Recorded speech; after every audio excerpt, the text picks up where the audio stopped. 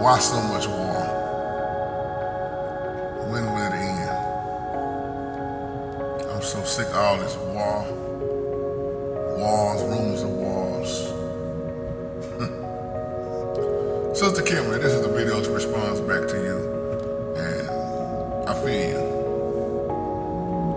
You know, when you think about war,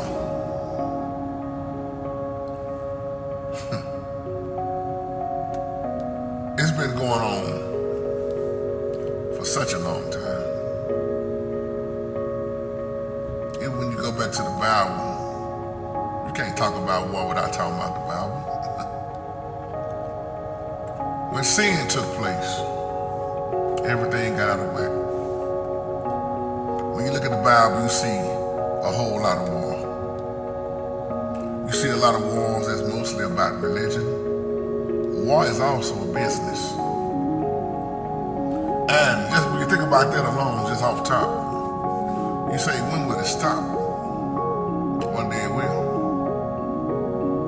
We know who's gonna stop it. We know who allows it. And we know exactly why it's taking place. You know, it's always been this way since sin took place. Think about this. Isaiah showed us, Prophet Isaiah showed us in the Bible, because of sin nature, because of that alone, there's so much more. Even if I'm not talking about who fighting against who, you got the war of the mind. That's what I really want to talk about in this video. Think about your mindset, how your mind is at war. A constant battle, a constant fight. Why do you think the Bible say renew your mind? The war between you and you. There's a lot of wars you can't even see. Somebody catch that later. What I keep saying on her, everything happens in the spiritual realm first. Think about it. Well, see, Ecclesiastes chapter 3 tells us there's a time and a season for everything under the heavens. A time to make war, a time to make peace. Let me stop right there. That's why the Most High was not against all wars. I'm gonna say it again. The Most High was not against all wars. A lot of people don't want to say it like that. Our Heavenly Father showed them who to kill and when to kill. We always had a God of war because of sin. But some wars he was not against. That's why he would tell the Israelites, go conquer. You start looking at these Midianites, Canaanites, anything with them ice, you start seeing a lot of war, don't you? Conquer the land. Take the possessions. Look at Abraham. Abraham was a man of war. David a man of war. Israelites was the people of war. But because of sin, because of disobedience, with that war of mine, Christ said there will be wars and rumors of wars.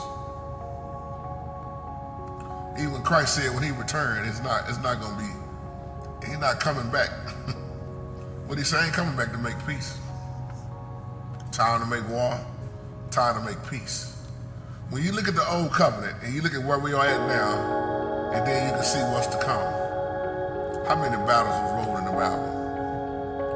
Battle of Jericho, just to name one. Battle of Armageddon. Battle of battles. It's always been a battle. It's always been a war. You see people to this day still fighting. Who gonna be in control? Who want all the oil? Who want all the power? War. What is it good for? Absolutely nothing. Y'all remember that song? War. What is it good for? How many more people will die? You probably got over 400 some wars spoken of.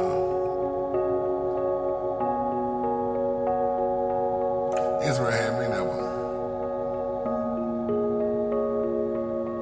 I'm gonna say about over 400. Then you look at what Hitler done. Religion, once again, is probably one of your number one causes of war. It's business. How many times have you heard me talk about the penitentiary owner and private prisons? Back in the day when I always talk about how the penitentiary makes money, cheap labor. What it costs to house an inmate. You can't have no empty penitentiary rooms, cells. Or how much the government shoots out behind the penitentiary. Why so many people are wrongly convicted. Why they back in the day would throw guns in certain communities. Let me say it like this, certain hoods. But why do so many people have drugs planted on them by crooked cops? Somebody gotta go to jail. You gotta have inmates. It's still slavery. Whether you wanna believe it or not. And you might not see nobody hanging from the tree no more. But oh, look at the different ways you still see slavery, and slavery ain't never left. You just see it going in a different way. And I think those brothers, we spoke a little bit about that in Willie Lynch letter. That method Willie Lynch had. Y'all remember that old video I did about the making of a slave by Willie Lynch? I got a better way. Slavery now is your penitentiary. Cheap labor. Slavery now is the NBA. Somebody catch that. The NFL. Slavery now is the rap industry. There's many different ways you see slavery.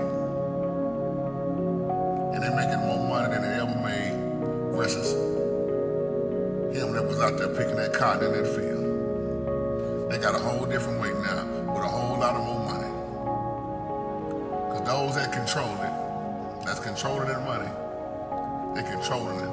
It's still a master in so many ways. On that note, will it ever end? Yes. Christ showed us that.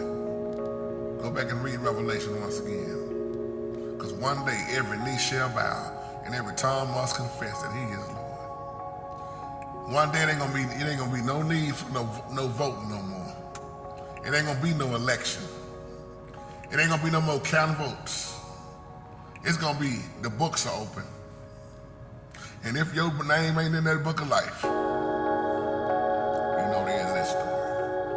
I'm signing off. Thank y'all for coming on once again to 2 Live Chats today. I told you I was gonna spend time with y'all today, and we had a blast. Thank y'all for everything, and I love you. Till next time, shalom.